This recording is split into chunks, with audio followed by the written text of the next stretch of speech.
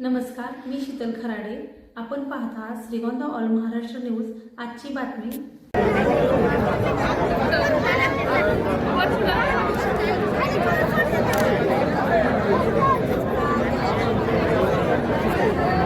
श्रीगोंदाच्या सर्व नागरिकांचे विशेष असे आभार मानतो की त्यांनी भारतीय जनता पार्टीला एवढा सकारात्मक कल दिलेला आहे. बहुमताबरोबर आमच्या अध्यक्षपदाच्या उमेदवार आदरणीय सुनीताताई घेतमाळीस यांच्यावरही विश्वास दाखवलेला आहे. मी आपणामार्फत सर्वांनाही खात्री देतो की येणारा काळ हा श्रीगोंद्यासाठी नक्कीच विकासाचा असेल.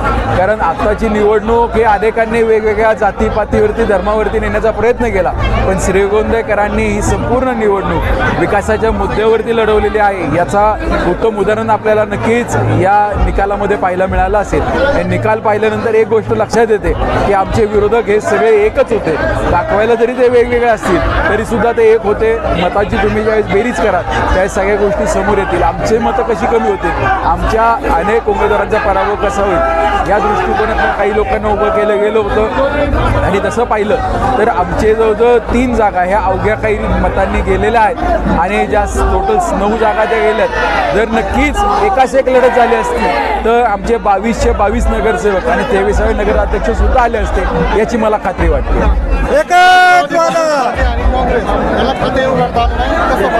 नाही, मुळात म्हणजे हे खाते उघडण्यासाठी उभेच नव्हते, हे समोरच्या उमेदवाराला मदत करायला उभे होते. हे सर्व प्रक्रियेतनं सिद्ध होतं. हे आधी आमच्यावरती वल्गना केले गेले होते की आमची बी टीम आहे, पण निकाल लागल्यानंतर प्रत्येकाच्या लक्षात आलं असेल की समोरच्यांची बी टीम होती. आणि हे ज्यावेळेस जनतेच्या लक्षात आलं त्यावेळेस समोरच्या उमेदवाराला तिन्ही ठिकाणी जनतेने त्याचा सुपडा साफ केलेला आहे. आम्ही नाही, जनतेने केलेला आहे. त्यामुळे नक्कीच जनतेचे विशेष आभार मानेल. त्यामुळे मी आपल्यामार्फत एक खात्री देतो की उत्तम असं अनुशासन आणि उत्तम असं शासन हे भारतीय जनता पार्टीचे सर्व नगरसेवक आणि नगराध्यक्ष देतील, याची मी आपणामार्फत खात्री देतो. जिल्हा परिषद पंचायत समितीला असंच फॉर्मॅट राहील का, आपण एकत्र लढणार? प्रत्येक निवडणूक वेगवेगळ्या पद्धतीने होत असते. जो काही निर्णय महायुतीचा निर्णय हे आमचे जे काही वरिष्ठ आहेत हे घेतील, पण मला खात्री आहे की मी त्यांना आधीही सांगितलं होतं की श्रीगोंद्यामध्ये आमचे विरोधक हे महायुतीमध्ये निवडणूक झाल्यानंतर आलेले आहेत. त्यामुळे ते कधीही महायुतीचे घटक नव्हते आणि होऊ शकत नाहीत.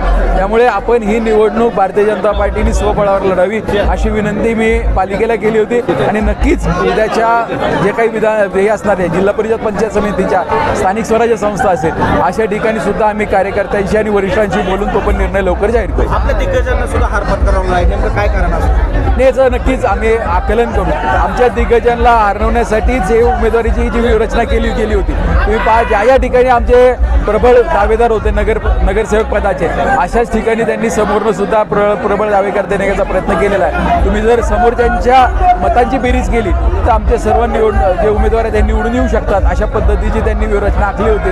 खरं तर त्यांना आम्हाला पूर्णपणे संपवायचं होतं या पालिकेतनं, पण जनता आमच्याबरोबर राहिली, त्यामुळे आम्हाला बहुमतही मिळालं आणि नगराध्यक्ष सुद्धा आमचे निवडून आलेले आहे. विधानसभेला जी स्ट्रॅटर्जी वापरली होती तीच स्ट्रॅटर्जी नगरपालिकेला वापरली. आपण सर्वे केला होता, सर्वेवर विरोधकांनी टीका केली होती, काय सांगा?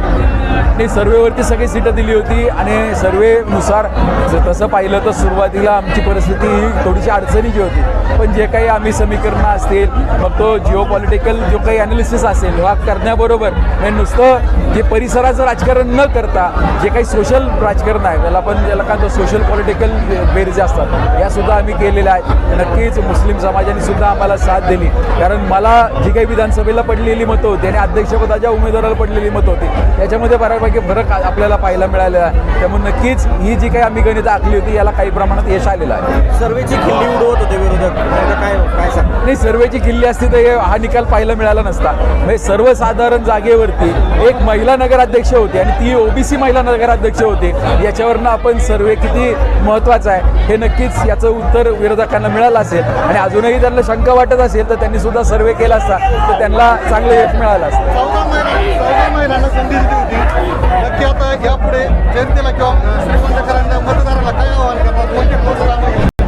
नाही, नक्कीच मतदारांनी जो काही कल दाखवलेला आहे हा कल अतिशय महत्त्वाचा आहे. म्हणजे आता सध्या 14 नगरसेवक या महिला झालेल्या आहेत. दुर्दैवाने आमच्या 3 महिलांना जायची संधी मिळाली नव्हती, पण नक्कीच यांच्या माध्यमातून ज्या महिला गेलेल्या आहेत त्या नक्कीच याची उणीव बसून देणार नाहीत याची मला खात्री वाटते. पालिकेत आपलं सगळं बहुमत आलं आहे, आपला अजेंडा काय राहणार आहे?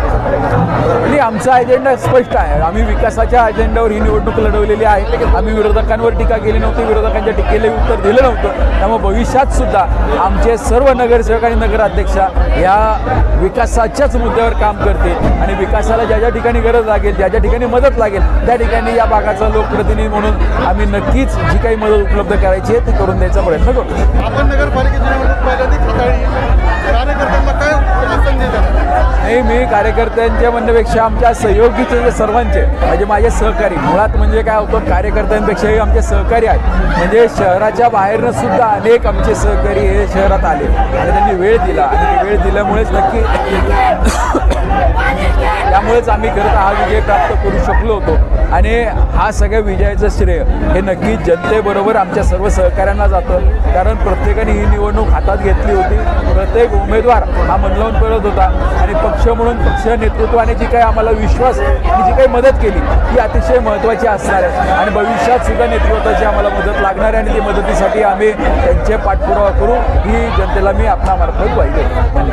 अध्यक्ष मॅडम 100% दादांच्या मार्गदर्शनाने चांगला कारभार करणार.